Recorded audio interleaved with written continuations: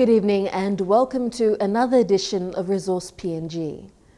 Tonight we take a look at an almost forgotten place that was once the scene of a 19th century gold rush, the Misima Gold Mine, that was in operation for almost 2 decades.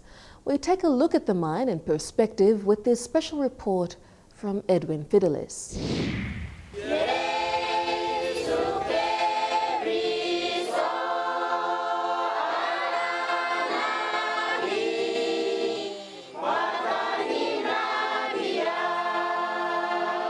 Misima Island is the largest of all the islands in the low-side archipelagos in the Milne Bay province. The island is rural and is inhabited by over 200,000 men, women and children who mostly live along the coastlines.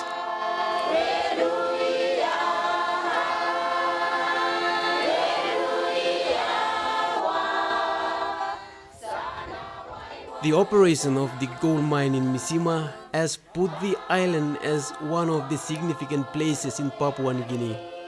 And over the last 2 decades, the island has been featured prominently in most governments' discussions due to the mining activity on the island. The Misima gold mine was in operation for nearly 20 years. The mine brought about massive developments that improved the lives of the island people. Health and education were improved, and generally infrastructures on the island have improved as well. Employment opportunities have increased, and at its peak of operation, the mining company had employed up to 700 local employees. And almost every household on the island has a steady flow of income. The Misima gold mine lies on the eastern part of the island and was a scene of the 19th century gold rush. It was partly owned by the Canadian mining company, Dome Pacific, and the state-owned Oregon Minerals Limited. The mine was operating as a medium-scale mine and generated roughly 119,000 ounces of gold and about 541,000 ounces of silver. The mine initially came into operation to supplement PNG's economy as the country's economy faced threat of collapsing following the then Bougainville crisis. In 1989, Dome Pacific, the Canadian mining company, landed with their heavy machines on the shore of Misima, and between 1989 and 1990, the mine began its operations and the first ore were extracted. The existence of the mine contributed more than 4 million kina into both the PNG's government's purse and the mining company Dome Pacific.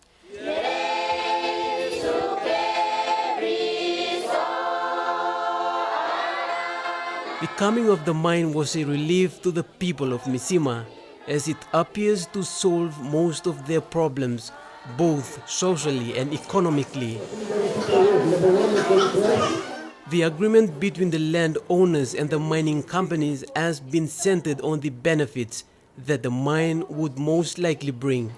We talk about national government's undertaking at this MOU here. It talks about special support grant.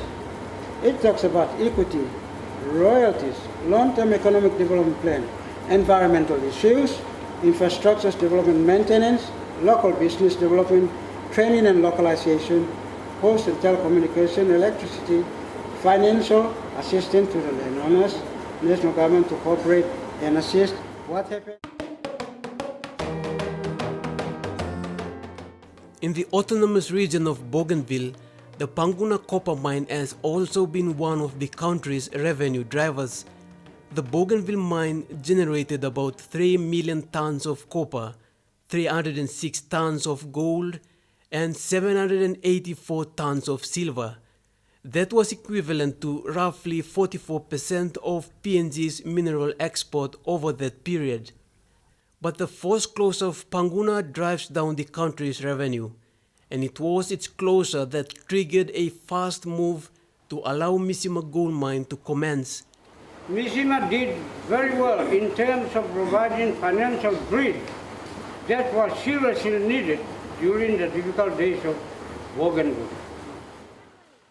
Since PNG's independence in 1975, the Panguna copper mine in the autonomous region of Bougainville was the first to close following a military outrage on the island province. The Misima gold mine was poised to supplement Papua New Guinea's economy. The establishment of the mine in 1988 had transformed the life of the Misima people into a consumer economy. The subsistence lifestyle that mostly involved fishing and subsistence farming has been altered. After the mine was closed, the people were put at a disadvantage. During the mines, there were some environmental effects like turtles dying. Our corals turn into some kind of colors, like yellowish. Not only turtles, but fish as well. That is within the vicinity of the mining area.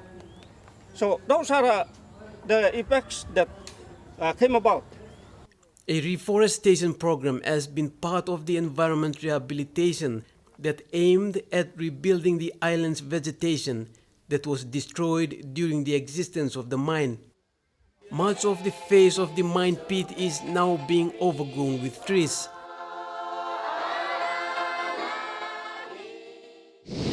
More of this special report after the break.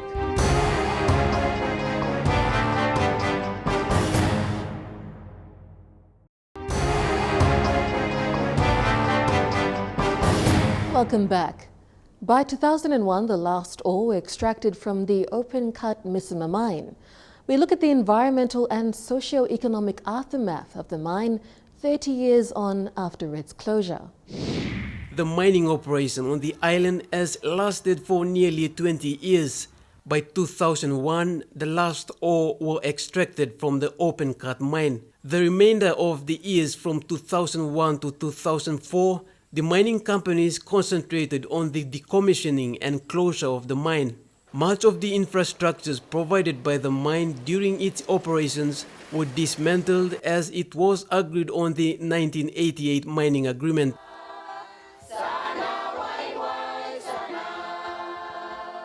Unlike Panguna copper mine, Misima used a deep-sea tailoring waste disposal method to dispose its wastes, and shortly after the mine closed, concerns over pollution and environmental damages became evident. Where they dump rubbish here. Our rubbish from workshop, from the mill, and from our general rubbish, household rubbish, they dump them here. So you can see some of these ones are from workshop, and mill, especially the cyanide containers, they bend them here, and some of those screens are from mill area. So they used for screening the carbon. You can see them, and some of these rubbish are electrical wirings, and some of them are engine parts. These agreements have also loomed from various dissatisfied landowners on the island over no proper mine closure plan. Not the real landowners. And this is what the people are talking about here. The people are talking about. You talk about one of the resources, our livelihood, the water resource here. Bulgaria for more than 19 years. It is its 20th year. The water station is not being done well. I garden. The source where the dam is, it's so filthy. I walked, even yesterday I walked into it, walk out, and when I look down and see, I tell you, I scratch my head and I cry. A proper mine closure plan should include economic benefits in the form of special support grant, equity and royalties payouts. It should also include a committed long-term economic development plan that encourages local business developments. The closure plan should also have indications of environmental issues and rehabilitation programs and basic infrastructure maintenance. But a proper mine closure plan wasn't successfully accomplished before the mine closed, and that has remained as one of the outrages for the Misima people. It was fast track. For Bougainville copper. A couple of years into that agreement, we just throw my plan and plus stop nothing. You see. They even, it's the company even devised what is called a divide and rule tactic. They created another organization to just dismantle everything, divide na company by rule na by go. And that they succeeded. They did not sit down to address all issues so that what should not have happened be addressed at that time.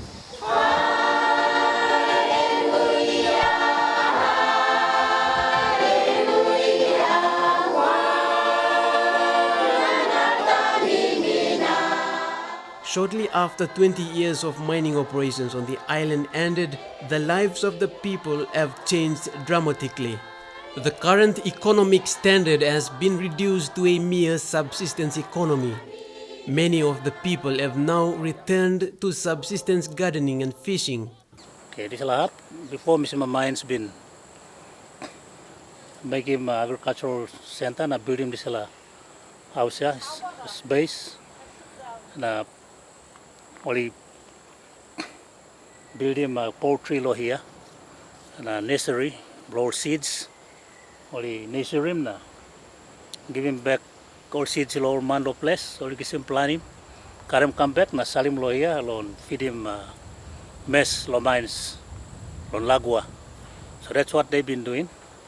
I mean wrong good only manage him good he go na time Misima Mines finish only lose him this plahap na give him back this house go back or mipla na imi stop natin go how much fly yes go finish na last year tasol mi talking more products blomi na clean him this place.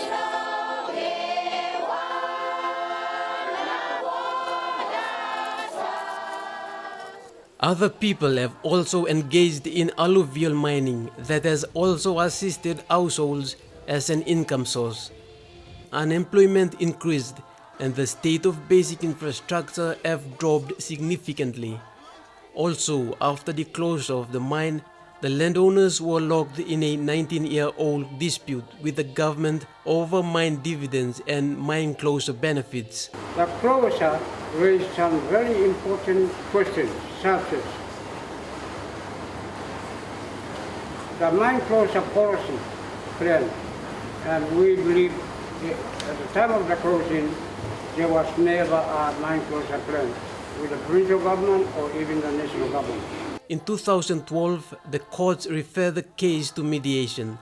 Mediators met with landowners and government representatives and settled the long-standing case.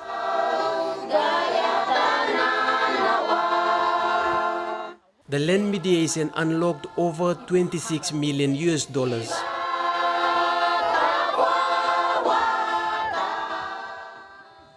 The concerns raised so far in this story have come from at least 3 different landowner groups on the island.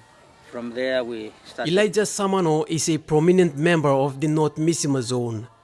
For the past 7 years, he and other members of North Misima have set up what is now known as the North Misima Cooperative. Do investment as our priority. It was the result of brainstorming sessions between senior members of the North Misima Zone. North Misima Cooperative Society, in fact, is the member of MTSA zoning system. And the North Misima Cooperative Society has 6 zones, 6 SML villages. So it's one of the zones which have a bigger number of people within the zone. The North Coast Misima Cooperative has become one of the success stories of the post-Misima mine. The cooperative is small but is the only one in existence on Misima Island. North Coast Cooperative Society has also assisted within our zones here. No, I mean some of the assistance given to the health department. We helped the Misima District Hospital with fuel to run the morgue and also other facilities in there.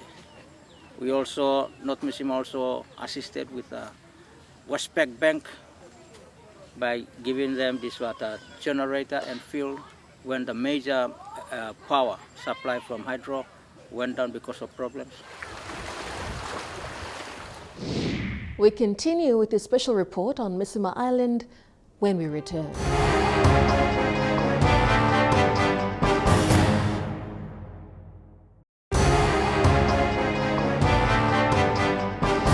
You're with Resource PNG.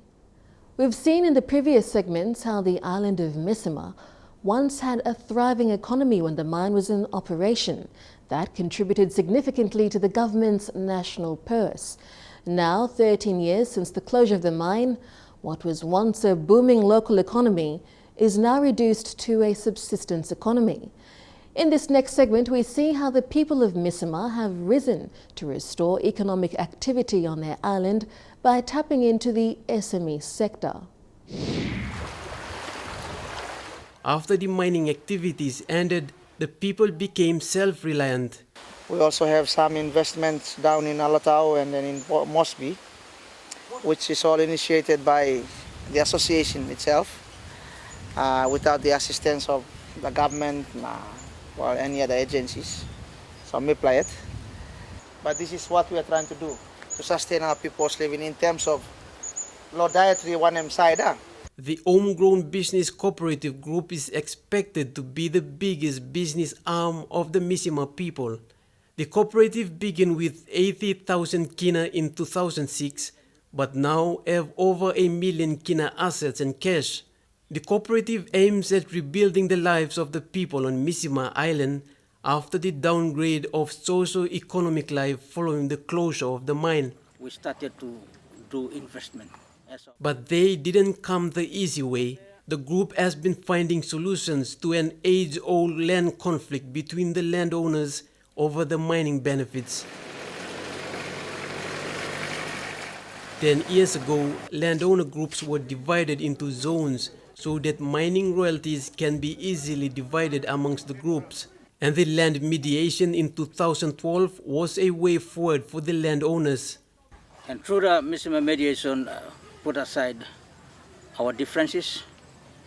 So from there, our investment with all sets was then under the MLDC trust account. From there, the MLDC decided to pay that money to the landowners. So it came to MTSA. From there, MTSA, because of its joining system, we have 3 SML entities in which the percentage was given to us. So from there, after the Misima mediation gave way for new beginning function.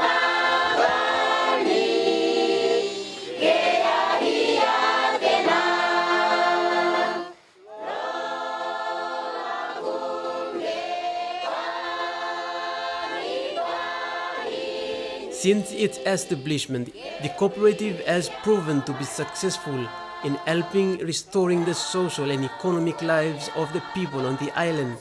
In 2006, it finally got registered and gained recognitions from the Trade and Industrial Corporate Society. You can see that there's this little cooperative society here that is trying to initiate a program that will benefit the vast majority of the population in the electorate. These had increased the cooperative's collaboration with financial institutions such as Kina Finance and the Oil Sets Limited that guaranteed them to buy shares. Firstly, we started off with, because we're looking at North Misima, the amount we receive, and looking at the number of people in our zones, we started to do investment as our priority. And from there, so far, 2013, we started investing. We invested in Kina Security, All Sets, Nationwide Microbank, Credit Corporation, and City Pharmacy and New Britain Orpa, because we believe in investment. The cooperative is growing. Now it has almost 300 shareholders who are mostly local people. North Misima Cooperative Society thought that it could go a step further in trying to economically empower its members and the people of Misima in general by having a microbank. The existence of the cooperative also comes in time as the national government called to introduce the SME sector. And one of their aims is to align their business policies with this new government's policy. So it's not a standalone operations. And we really appreciate what the government is doing in its efforts to address financial inclusion. We have to play our part. Because most times people think that the government should provide this and provide that, but we're taking that initiative on behalf of our people.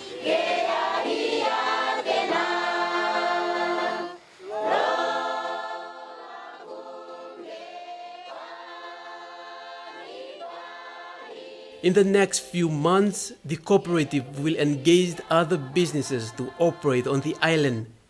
This includes a grassroots bank that will enable ordinary people to have access to low-interest loans to start up their businesses. We'd like to minimize our interest rates as much as possible, because even some microfinance institutions are, charging, a lot of higher fees and higher interest rates. And the banks are even worse, the commercial banks are even worse. So that is not conducive to our people here. So we'd like to keep it as much as possible a low-cost operation and offering service to our people. Although not Misima Cooperative is owned by one group of people on the island, the group doesn't see itself as an independent business body. Their aims are centered on improving the lives of ordinary village people on the island through small, medium enterprises. Small homegrown businesses such as the North Misima Cooperative makes up about 4% of financial institutions in Papua New Guinea that represents ordinary people, giving them access to low-interest loans.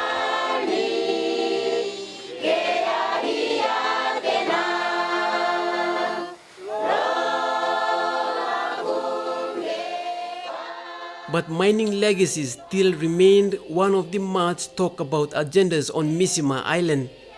While Misima Island is hoping to restore its social and economic lives, the Misima people say they hope Misima Gold Mine will be featured as a precedent of all mining activities in Papua New Guinea.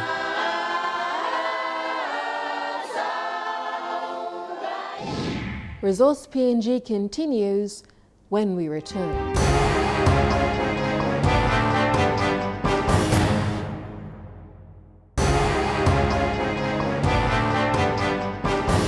Thanks for staying with us.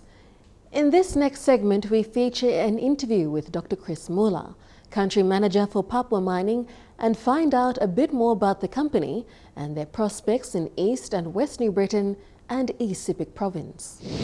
I have with me Dr. Chris Muller, the Country Manager for Papua Mining. Chris, welcome to the show. Thank you, Anya. Chris, could you tell us a little bit about what Papua Mining are doing at the moment? Sure.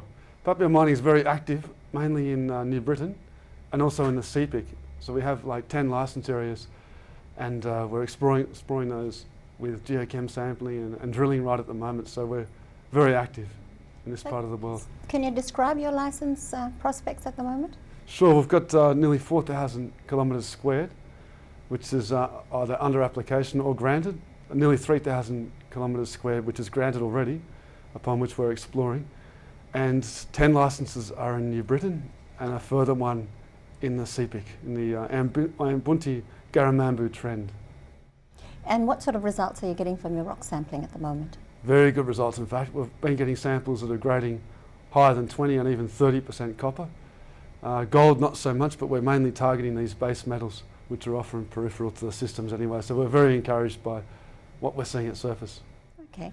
Now you've identified 3 target areas, Flying Fox, Tripler and Junction. Can you tell us a little bit about those? Sure, yeah. The person that named them was obviously very creative, as you've already suggested. So Junction is actually at the junction of several logging roads, and it's right on the top of the White Man Range, which is where we're exploring largely in New Britain. Mm-hmm. And that's a really prominent anomaly in that it's a highly silicified target, which rests potentially above a porphyry system. So that's Junction. And then Flying Fox is actually where we've observed a lot of these bats, the Flying Fox bats, right, sort of migrating through, so hence the name Flying Fox. We'll drill one hole there, as well as the 2 at Junction. And Tripler is our primary focus now, and that's at the confluence of 3 rivers, hence the name. And that's where we've seen a lot of copper and other metals at surface in high abundance. So So the license has been granted for those areas? Absolutely, yeah, that's licence 1462, which is we've been operating on for 4 years now. So you've been able to raise the funding for those exploration activities. What plans have you got going forward? Well, we basically expect to spend all of that obviously in PNG, and we've got a big drill program which we're about to embark on now. So we assume that that will suck up quite a bit of that those funds. But we're also engaging in other projects around the area, not just with drilling but also additional sampling programs. So yeah, we hope that that will see through many thousands of metres of drilling, basically. And how long before you see some development coming through on any of these areas you've identified? That's a really good question. I mean, we're trying to advance these as quickly as possible. Development is another thing, but I would imagine that we should be bringing these through to advanced drill projects within a matter of months. That's our plan at this stage. Now, Chris, community activities or engagement has been one of the focuses of your company. How has this helped your exploration activities? I think it's helped us immensely because we've not had one single day now of stand down. We're operating with, or we're working together with a number of different clans who have their own disputes over land boundaries and so forth, but they've not as yet impacted on their company goals and so forth. So basically we've been working well with the community through donations and assistance, local recruitment, all that sort of thing. Even JVs, setting up JVs between the landowners and the transport company and so forth. So the landowners, the owners of the land on which we operate are very, very impressed with Papua mining, I feel. So what kind of mechanisms will you initiate to actually involve those landowners that you're talking about? Basically through through work, obviously, and training. We're training a lot of people in the art of drilling and advanced exploration, such as geophysics and so forth. Mm-hmm. So through those means, really, we're engaging them directly. And we've got an office in Kimby as well, where we engage a lot of people and send them down to Kimby from the field, for additional training and so forth. So I think everyone's, it's a win-win situation for the landowners and the company as well. So Chris, you've got a general positive outlook for the next 12 months, perhaps? Oh, very positive outlook. Yeah, we've saved our best to last in terms of our projects that we want to drill now. These are the ones that we've really, developed through a systematic approach to exploration. So that they've been ranked as our best targets, and we're literally, as we speak, moving a rig to drill those. Start drilling. So we've got a bright future over the next 12 months at least. I think, Chris, I'll ask you a last and a very obvious question. Why did you choose the word Papua for your Papua mining? That was actually done through, the directors chose that name. But we've always, all of us are very attached to Papua and love the name. So we figured that even though there are other, companies out there with the word Papua or Papuan or whichever, Papua mining is still, hadn't been taken, so we figured it was too good an opportunity to miss. Thank you, Chris, for your time today. Oh, it's been a pleasure, Anya. Thank you. Dr. Chris Muller, Country Manager for Papua Mining. More from Papua Mining coming up after the break.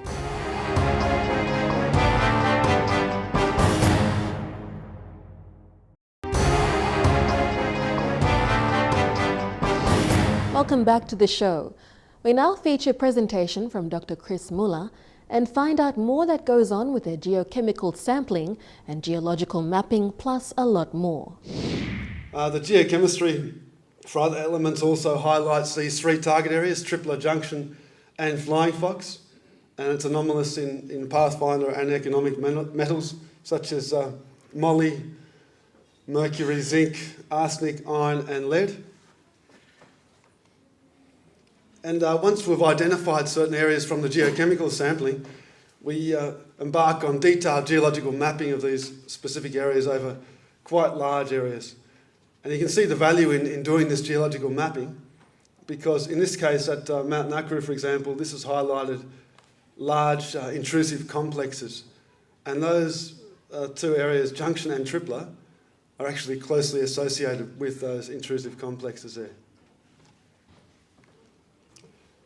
We've done lots of rapid, detailed field mapping of all the drainages and other exposures using mobile mappers and Android tablets and so forth. And we've we've got a bunch of skilled geos that quickly adapted to this technology and have covered vast tracts of ground, mapping kilometres of drainage each week in real detailed, usable format. This is just an example of a couple of alteration minerals that have been mapped in the junction area, showing this silica cap over the junction, whereas at Tripler prospect area it's predominated by silica cerussite. And using all this geochem data, we've been able to embark on a lot of trenching. We've done many miles of trenching in the area. Due to the steep terrain and the high cost of using heavy earth-moving equipment, we've opted to do these by hand. We've used mineral analysis along the way routinely with petrography, microprobe, ASD, infrared thermal spectroscopy, XRD and so forth. And that picked up native copper at Flying Fox, which is in abundance there, as opposed to copper oxide. And this photomicrograph shows sphalerite and chalcopyrite at Tripler prospect in veins. We've done detailed or very extensive as well IP and EM surveys at the junction and at Flying Fox. And at junction we found that this big grid here, which is about 2 by 2 kilometres, identified an area of a highly chargeable annulus surrounding an unchargeable core. And that's particularly evident in section. If you look at that bold line shows that, the depth of confidence. But again, it shows this highly chargeable zone wrapping around something.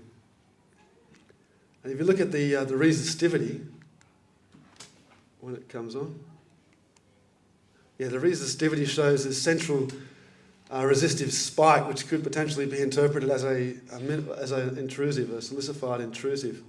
And there's a very good correlation there of this chargeable material surrounding this silicic core, or this resistive core. So we commenced drilling these targets in April, and based on a very rewarding experience with traverse drilling at Wafi, we decided to engage them for this project, and that's just setting up for the first hole.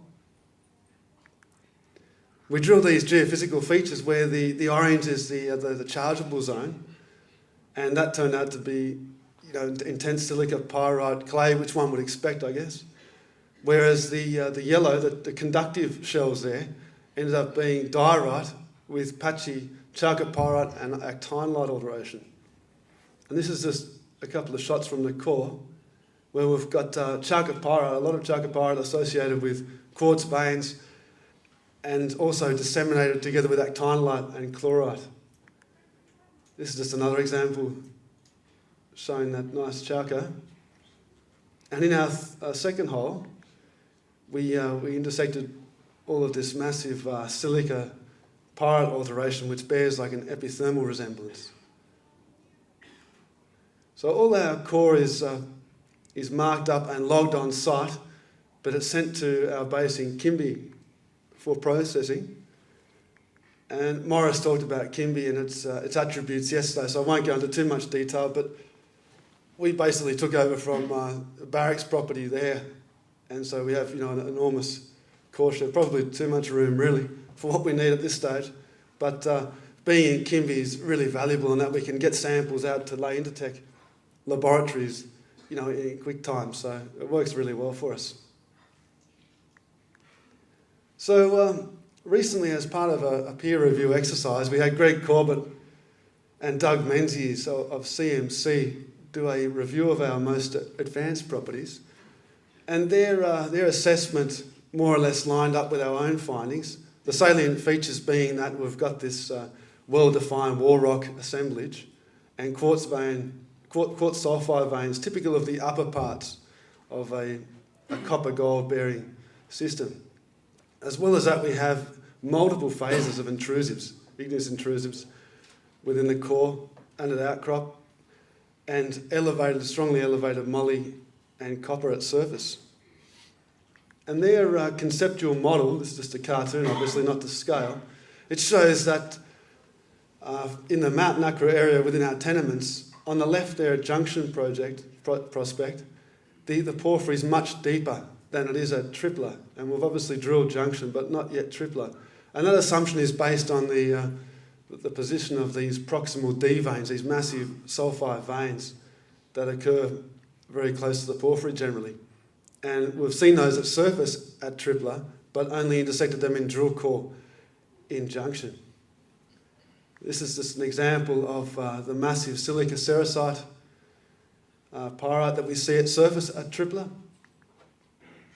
as well as massive chalcopyrite in D veins, which are, some of them are several metres wide, running more than 30% copper. And pebble dikes are also an important part of these porphyry systems, and we've intersected those in drill core at Junction, as we've done with D veins. Community development, we've been working with the community very closely over the last couple of years through assistance and donations and so forth, Medivacs. Just about all our workforce is recruited locally, and we've also we get all our food supplies, or most of it anyway, from the local community. And we've actually set up a JV, a very lucrative JV, between the transport company and the landowner clans. We've got a very, very amicable relationship with the landowners, with the owners of the land on which we operate, and as such, we've not had a single day shut down through months of drilling activities. So guys, in summary, the Kulu-Fullaborn trend, as you know, it's demonstrated its prospectivity through the discovery already of significant deposits. But the take-home message, I guess, is that only a very small proportion of this belt has actually been explored in any detail. So much of it remains to be explored, and that's what we're here for. We've got 10 licences in New Britain, another couple under application. We've got another big licence in the CEPIC, which we've sort of left alone for a year, just based on the prospectivity potential for New Britain. So we're just about to embark on another significant drill program right now. So fingers crossed we find more of that porphyry-style mineralisation. And on that note, I thank you, Drew. We join Kina Petroleum when we return.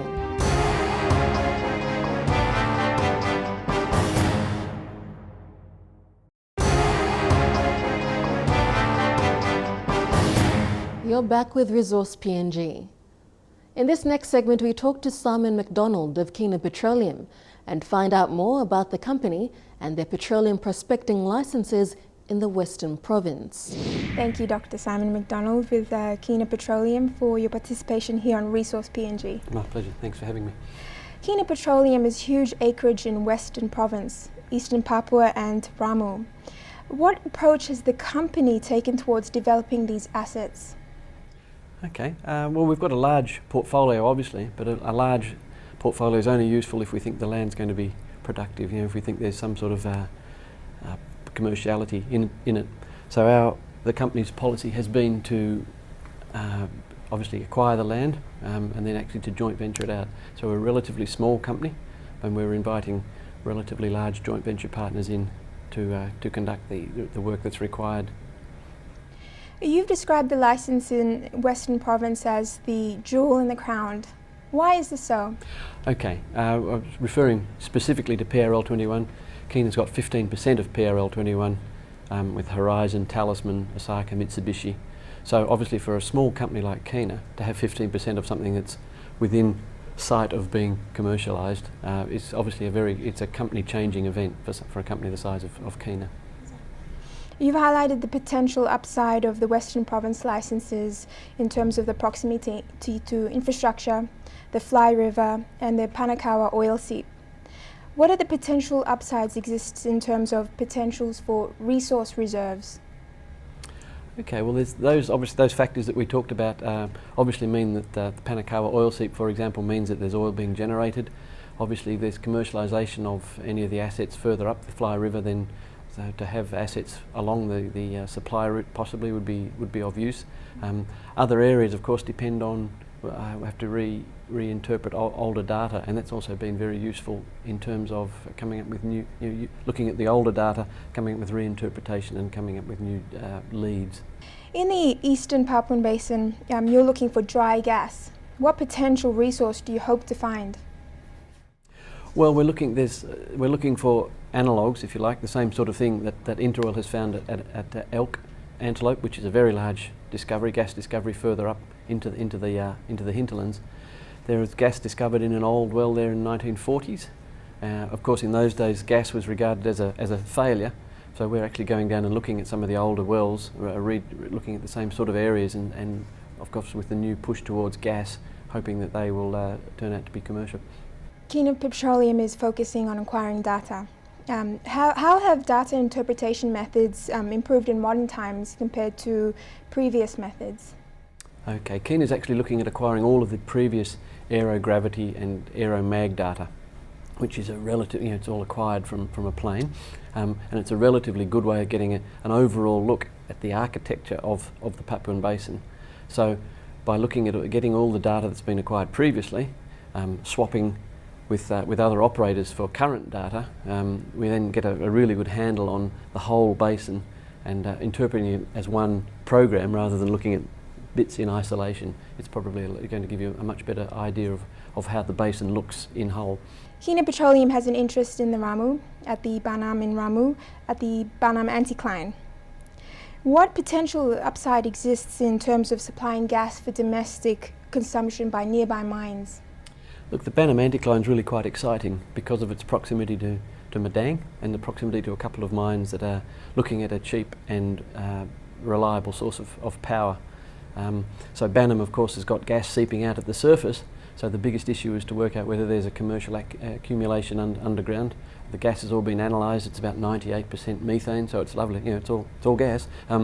So if we can trap that, it's relatively close to the two mines that are after power, and also relatively close to the domestic market for Madang itself and for potential industrial use there as well. Thank you, Dr. Simon McDonald, for your participation here on Resource PNG for Kina Petroleum. Well, it's my pleasure. Thank you for having me. And that was Dr. Simon McDonald for Kina Petroleum here on Resource PNG. That ends Resource PNG. We hope you enjoyed our special report on Misima Island. If you have any comments or queries, do email us on this address, resourcepng@mtv.com.pg, or to find out more, check MTV online. That's www.mtv.com.pg, and go to our Resource PNG page. Or you can check our page on Facebook. Until the same time next week, bye for now.